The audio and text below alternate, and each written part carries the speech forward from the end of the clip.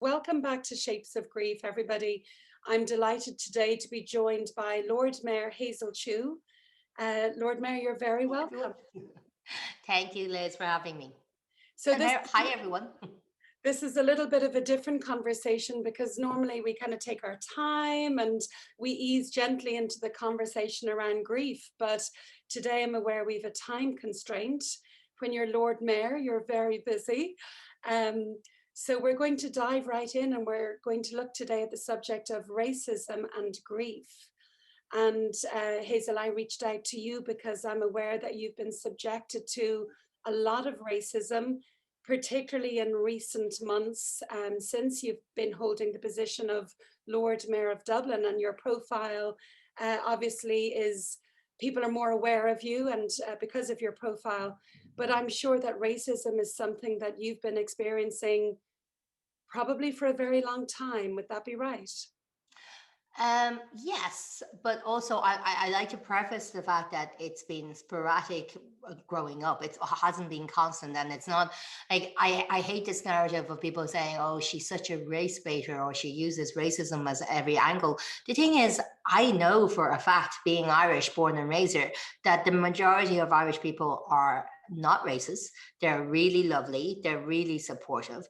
However, there is a focal minority that's growing, and it's been growing for quite a while. And as we have issues in the country that have raised genuine fears and concerns for people, like COVID, like lack of housing, like lack of employment, then what happens is even when people aren't racist, they latch onto what is being peddled by racist groups, which is you don't have a job because the immigrants took it, or you don't have a house because a foreigner took it. So that is what ends up being pushed out, and it's unfortunate. So but yeah, it's been a lifelong learning experience. And it's fear-based, when you speak there about certain groups saying, oh, we've no jobs because they took it, it's like we're othering. I think the basis of racism or transphobia or homophobia or any of this othering of others is very much there's us and there's them. It's almost like we have to dehumanize people in order to hate them. Yeah, Would you speak a little bit about that, Hazel, about the othering that happens and maybe why that happens? I think in people who are open to discriminating against people, or people who are, well, in this case, racist, the othering to them is it's never their fault, it's someone else's fault. And then when they're trying to push out the narrative to blame someone else, they it used to be the case that they go straight and say, oh, it's that um, immigrants' fault, or blah blah blah. But whereas now they do it quite subtly. They raise the concerns of housing, as I said, or jobs, or direct provision centres, for example, and they don't even steer it exactly to groups of people, but they let people then think. And the othering, I think, for most people is because I think a lot of people don't necessarily like the ownership of the responsibility that things either are caused by them, or that things just happen. Sometimes shit happens. So and we but you may have spoken to other guests about this on Shapes of Grief, is that I had a best friend who died when I was 29. And this is why I went traveling. This is why I didn't go down to the bar to practice then, and I went traveling, and I took some time out because I was burnt out. I spent a long time going, oh, Jane died because of cancer, but I also blamed everything else. It was like, if she had gotten proper help, or by other people, if this happened, that happened, there's always a sense of it's someone else's fault. And that's fine, because that's part of the grief process. And when it comes to, I guess, racism, it's like that with a lot of people. It's someone else's fault, because again, that is, and I'm not associating racism with grief. They're completely different things. But I think in terms of how people deal with certain things and emotions, it's the same. The othering is because it's harder for self-acceptance of something that just needs to be accepted. So and therefore you automatically go, it's something else's fault or someone else's fault. So, and a lot of times it's no one's fault, Liz. It's absolutely like it's well, for me, for when it comes in housing and employment, it's the issues of the state that may be someone's fault, but otherwise, pandemic. That's no one's fault. It's a virus that has gone rampant, and it doesn't matter who you blame or how you think it's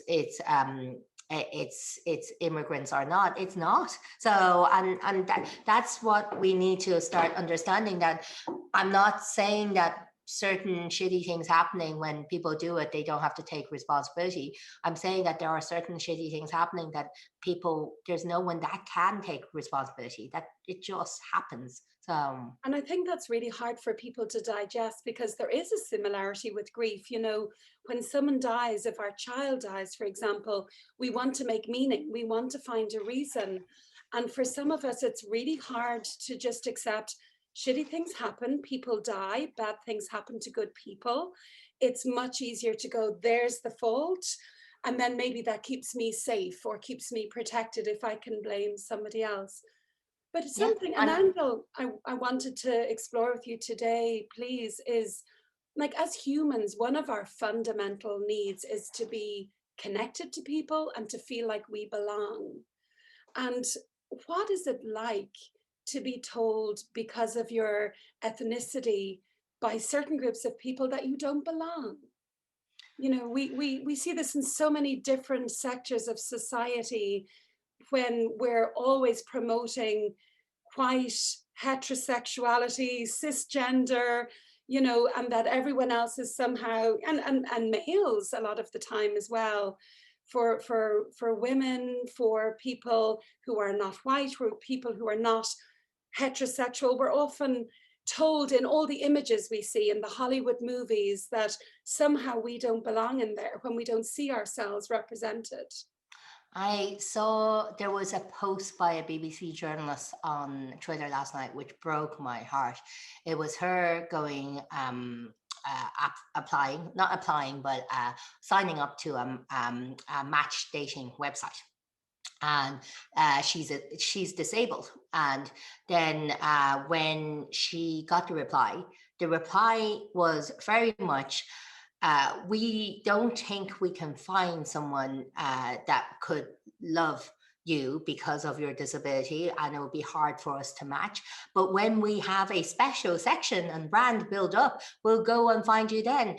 And if I ever saw like anything that was just so straightforward and heartbreakingly discriminatory, it was that. It was a very clear sign of, you don't belong in our society, and to the stage that we can't find anyone to love you in the society, in our society.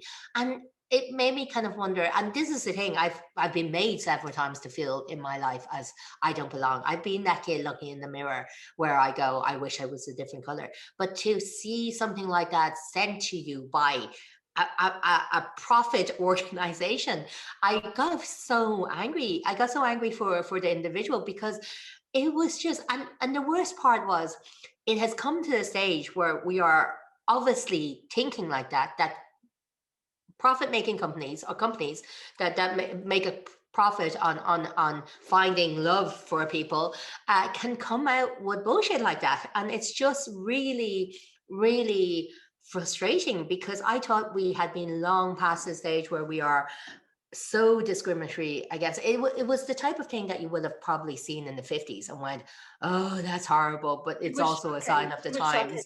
So Yeah. yeah. And Whereas I think their message to her was, when we can find other disabled people, we'll put you all together and you can date each other. Utterly shocking.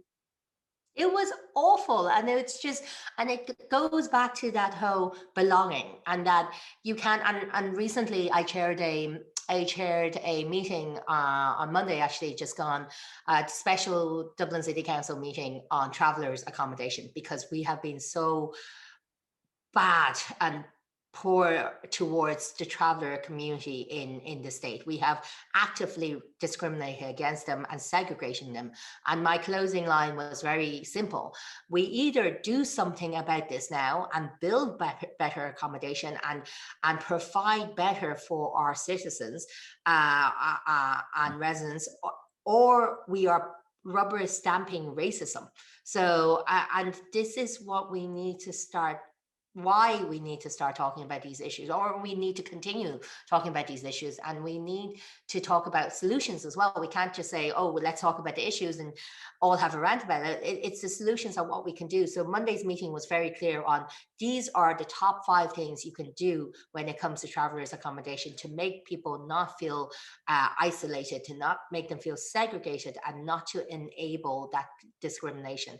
And it will be the same as for that dating website to cop the hell on and understand this is the top 5 things you should be doing to make sure that, again, you are not discriminating against people with disabilities. And I don't know how we have gotten to the stage where in our current day and age where we are so much better at communication, we have so many platforms and media that we think putting a message out there like that is okay. And when we see it, we should start saying that it's not okay, rather than say, sure, it's grand, it'll improve in a few years, it'll be fine. So this is the key, I think, as well, because for a lot of people, when it's not our lived experience, it doesn't happen.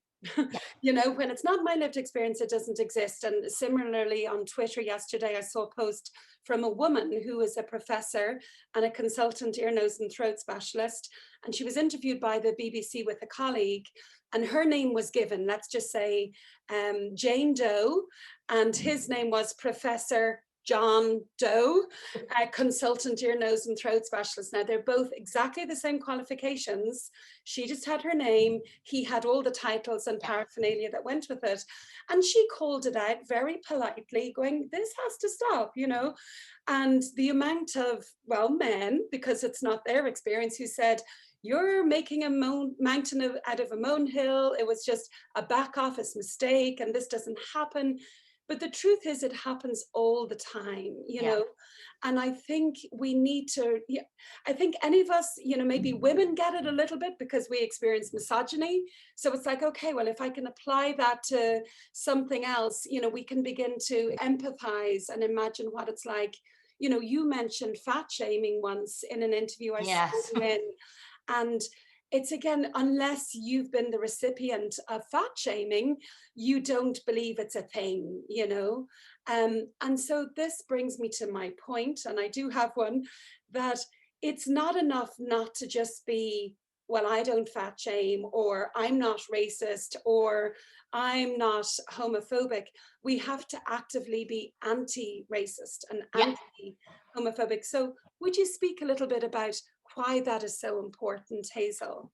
So I always used to get told, oh, yeah, it's so horrible this is happening to you. I would never do that. But then there were always 1 or 2 instances with people who claimed they would never do that, that they would have seen something like that happen. Actually, there were actually one person who said, oh, I've seen that happen before. It's absolutely awful when they come out with names like that.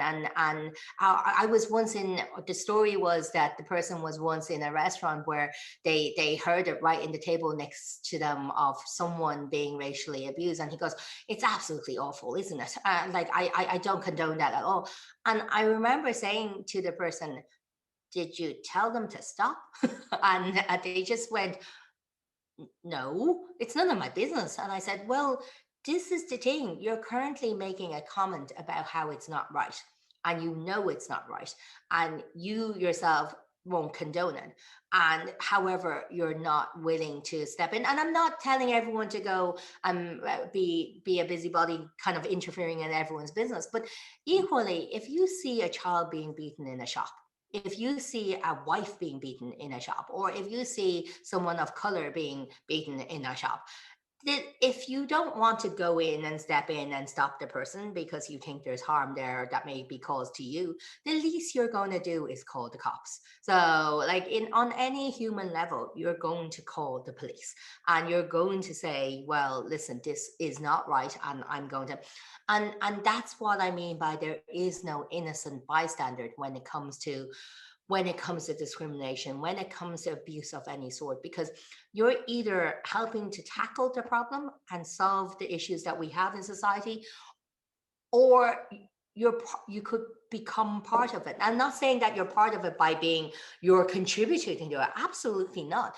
But your lack of willingness makes it almost like you're okay with it. And it's not saying that you're a contributor, but it's saying that you are not helping towards fixing the problem. And if you're not helping towards fixing the problem, then how are we ever going to get this problem fixed?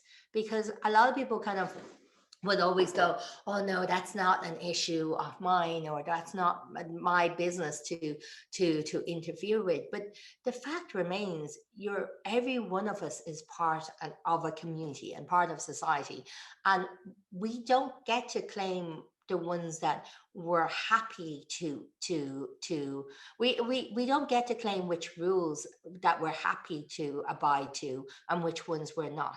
If you're part of a community and a society that's regulated by rules and guidance, etc., then you're part of it. So unless you really don't want to be part of it, in which case, well, here's a little island for you. You can go live there. So You're colluding. I mean, we collude. If we witness something that's not right and we say nothing, we're part of the problem. We're colluding, we're supporting that system. And I think nowhere have we seen it more clearly than in the States this year with the Black Lives Matter protests, and the need for anti-racism, the need to call it out, but also the need to own that we are supporting a system that encourages racism. So yeah. how do we start breaking away from those systems? And I think there's a lot of fear, of, well, if I don't support this system and I'm white and I'm privileged and of all the privileges that go with that, what does it mean to me? It's like people think, there'll be no cake for me if I share the cake. Yeah, absolutely. And I think, again, sometimes it is honestly, people have a fear of thinking it's interfering and making things worse.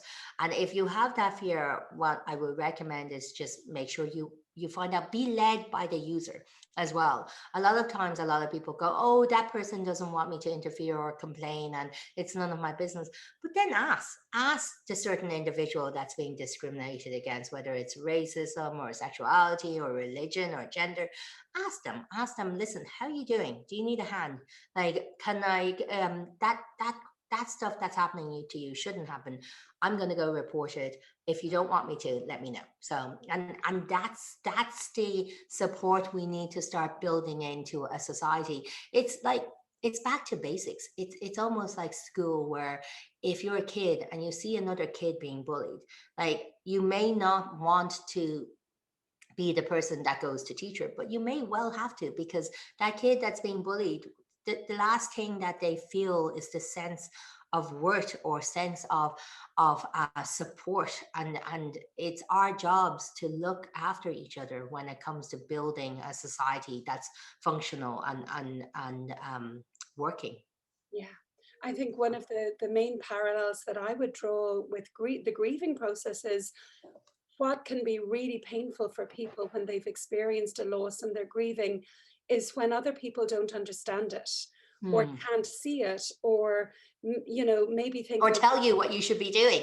yeah, well, that's a big one. But people kind of go, well, that happened in March 2019, therefore that's something that was in the past, and they don't understand the ongoing nature of grief and the ongoing suffering, and it can therefore be very isolating and invalidating for the person experiencing it. And I'm wondering, Hazel, would you speak to that a little bit in terms of, I mean, it's lovely to hear you say that in general, this has not been your lived experience on a day-to-day basis, but there's been pockets of Yeah. racism. And and certainly in recent months? In recent months, it's definitely intensified. But to your, I guess the connection with grief, you might have hit something in a nail on the head there, of the people not understanding when they haven't shared their experience, or people in my case, what I pointed to there, people telling you what you should or shouldn't feel. And I've noticed that with grief, when people kind of tell me, oh, you have you tried this, or you should be doing this, or oh no, listen, that feeling's going to go soon, just hang in there, or you shouldn't be feeling this. And it's the same with discrimination. It's like when you voice about being discriminated against, everyone just goes, oh, listen, you shouldn't give it oxygen, you should just move on, don't hang on to it, just be free of it and you'll be fine. Sometimes, and again, grief is this massive, horrible, dark, and sometimes almost a relief of an emotion, that it has so many stages, as we all know, and has so many different layers. And I loathe to compare it to something as shitty as racism, but there are the similarities, as we've discussed in this conversation. But one of the main things I've noticed, and it's not just racism, it's discrimination in general, that with grief and discrimination, it doesn't go away. It comes and goes in different ways. It comes and goes in different levels. Like the grief and mourning of some of the people I've spoken to in this year, from people passing away with COVID, is just, it's heartbreaking. But then equally, the discrimination that I've heard from many people experiencing, from their disability to gender to sexuality to religion to race, in my case, is that there is always seen as a difference. No matter how people accept you or not accept you, there is still that issue there for some. So, and sometimes it may be just a passing off comment, or sometimes it could be much more than that. And again, between the two, it's why I draw the connection, is because with grief, no matter who I've met, if it's 10 years later of someone that they love passing, there's still that sense there. It's just different levels. When someone, again, is different, their difference, even when someone is not highlighting it for them, they feel themselves, because we're not at a society where it's totally equal yet. And I don't know if we ever will be. It would be great to be. So, but that is the issue, that differences are always taught to be feared rather than celebrated.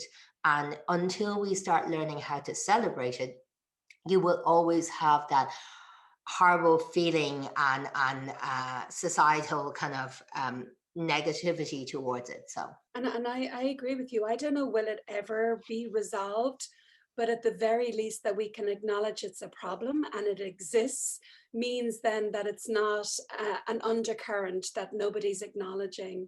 And if we do anything today by this short meeting, if we do anything, it's just to acknowledge that there is discrimination, and that, you know, those of us who can and who are in a position of privilege, we need to speak out, we need to call it, and that's already a good first step. Yeah. So, and I thank you for this meeting as well. It's nice to know, and this is the thing, a lot of the case, be it grieving, be it fighting discrimination, it's all about supports, and having people like yourselves and other people to be supportive of the various things that we have to face these days is incredible. And that's what we need to do and continue doing. So, Lord Mayor Hazel Chu, thank you so much for your time. thank you, Liz. See you later. Nice to meet you. Take care, Hazel. Bye-bye.